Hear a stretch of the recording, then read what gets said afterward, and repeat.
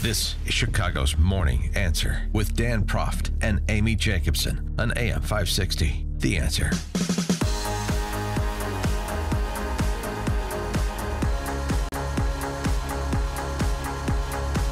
Top of the morning, Dan and Amy. So could former Starbucks CEO Howard Schultz be the Ross Perot of 2020? He was profiled on 60 Minutes last night.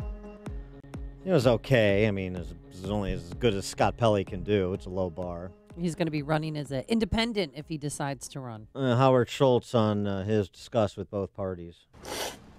At the Starbucks headquarters in Seattle, they don't drink coffee like you and me. That's Howard Schultz analyzing each slurp as though he's letting you in on a secret. You taste that earthiness like a Bordeaux wine. That is pretty good. That's something. That is something. Here, people called coffee masters talk about finding romance and passion in a cup. Yeah, that's sort of the NPR-style storytelling you got from Scott Pelley. Howard Schultz, though, interestingly, talking about sort of like what Mitch Daniels did when he was contemplating running for president in 2012, the Red Menace, the $21 trillion in debt. He didn't mention it, but he could have. Another $85 trillion in unfunded liabilities. And that he's been a lifelong Democrat, but he's not on board with where the Democrats are on, say, single-payer health care, Medicare for all, as it's called.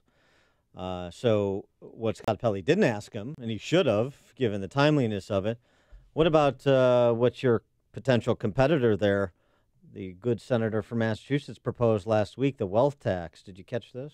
The rich and powerful run Washington. They write the rules of our economy and our government to benefit themselves. And here's one benefit for the ultra-rich. After making a killing from the economy they've rigged, they don't pay taxes on that accumulated wealth. Just think about two people. Someone inherits $500 million worth of yachts and jewelry and fine arts, and a public school teacher with no savings in the bank. They both bring home $50,000, and they both pay the same amount in federal taxes, despite their vastly different circumstances. Now, that's a system that's rigged for the top. We need structural change. That's why I'm proposing something brand new, a tax on wealth. I'm calling it the Ultra Millionaires Tax, and it just applies to that tippy top 1/10 of 1%. Those with net worth above $50 million. It would make the ultra-rich pay their fair share. Yeah. She said she stole a line from Ocasio-Cortez. Tippy top. And just a tippy, just the tip. And what a choice to make. That's the line you want to steal. Wow. Tippy top. She's oh my gosh. Trying to capture the zeitgeist of AOC. Well, we should talk to somebody in that tippy top to get his perspective on that. We're pleased to be joined again by Roger Kimball, editor of the New Criterion, columnist for PJ Media and AmericanGreatness.com as well. Roger, thanks for joining us. Appreciate it. Hey guys, great to be with you. Sorry you're having so much snow and cold out there. Yeah, we're used to it. So let me ask you about first Howard Schultz's potential independent candidacy. I mean, we go through this every 4 years. Michael Bloomberg 4 years ago. Now We've got Howard Schultz. How serious should we take this prospect? Well, I mean, as a kind of as the entertainment candidate, sure. I mean, he's a joke, in my opinion. A bad joke. I should qualify that. I mean, here's a man who instructed his employees to hector his customers about race relations. And I mean, he is the, I was going to say he's the identity politics candidate, but he has competition in that sweepstakes, a lot of competition. Yeah. I mean, the Democratic Party really needs to find for its own good, and I speak as a Republican, but one who believes that a vibrant two-party system is important for the health of the country. They need to recapture the Scoop Jackson Democrats. They need to find people who can proudly stand up and say, I'm an American patriot. I believe in a strong foreign policy and a sound fiscal policy. I mean, your quotations from Elizabeth Warren, it sounds like a graduate seminar in Marx. She's one of these people who seem to believe that economics is all about the redistribution of wealth, not the creation of wealth. Yes. And of course the hypocrisy is it's redolent in everything she says, because of course she is herself a conspicuous beneficiary of the system that she now wants to employ to deny others to succeed. It would be utterly disgusting if it were not also partly comical. Yeah, well, also what could be comical, according to CNN White House correspondent Jeff Zeleny, formerly with ABC News, he said that Hillary Clinton is not ruling out a presidential rematch for 2020. I hope she runs. Yeah, I hope she runs. Yeah, hope she runs for sure. No, this is the. I think I might see if I can invest in a political consultancy stock, because these guys are going to drop a lot of money, billions, with a B and an S there, but so far there doesn't seem to be a plausible Democratic candidate. The other thing that's interesting about Warren's proposed wealth tax, in addition to borrowing the dizzying lingo of Ocasio-Cortez, is that it turns out that would be violative of the 16th Amendment, but I suppose we don't have a Democrat Party that's particularly concerned with the Constitution anymore either. No, that's the thing about the Constitution. It was written as a document to defend people against the incursions of the coercive side of the state. It was a document to preserve liberty, and after a few hundred years of left-wing hermeneutical ingenuity, it has in many cases been twisted to do the exact opposite. Actually, the 16th Amendment is one of my least favorite amendments. So I don't believe in the income tax, but that's another subject. So the federal, but no, Well, just moving on, President Trump obviously announced that a 3-week stopgap spending bill that's going to end the longest government shutdown. People are back at work today.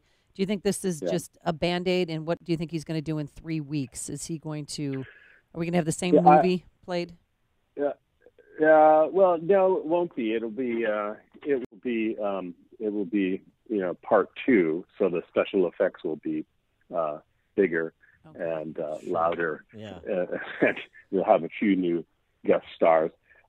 I really hope that for the country's sake and for his political future, that this accommodation, this temporary accommodation, will turn out to be only that.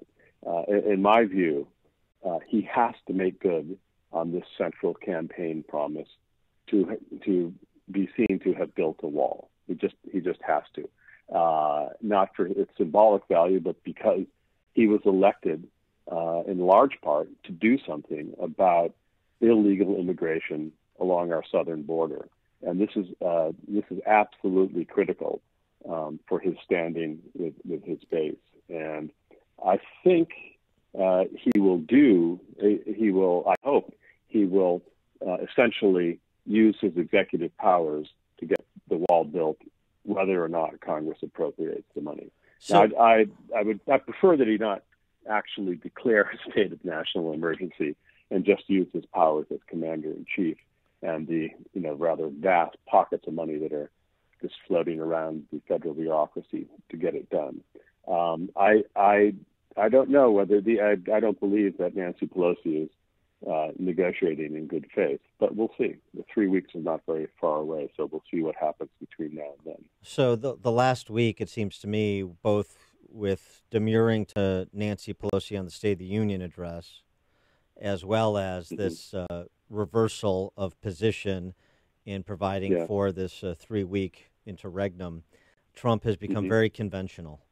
And he got to the place he's at by being unconventional. And this to me, both of them are opportunities that scream to me the need for unconventionality in terms of addressing these problems that have been loggerheads between the parties for generations. Obviously, the border security, not the State of the Union, and using the bully pulpit that he used to make his capitulation announcement on Friday. I sense that he is in a very dangerous place, because if he becomes a conventional politician, like the surrender Republicans that he beat in the 2016 primary, then he's over. Yes, I agree with that. I agree. I don't know what the status quo is. Frankly, it's you don't know what's a feint, what's a bargaining chip. He is, as he likes to point out, an expert negotiator, and we'll see. We'll see quickly. One should remember that he's throughout this process, he's done a number of unconventional and gutsy things. Perhaps my favorite was his sudden letter to Nancy Pelosi when she was on the bus to the airport, telling her that she was not going to Afghanistan on military transport, but of course she was welcome to fly commercial if she chose. That was a day brightener. But no other president would have done that, and that was brilliant. That was absolutely brilliant, because it signaled that he was willing to play hardball. So that was a stick. Now perhaps we have a carrot. We'll see what happens. But I agree with you. It's if he becomes conventional all of a sudden, if he grows soft, they'll eat him alive.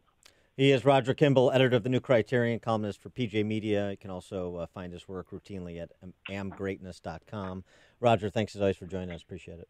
Great to chat with you guys. Bye-bye. Thanks. And he joined us on our turnkey.pro answer line. Connect with Dan and Amy using the AM560 mobile app.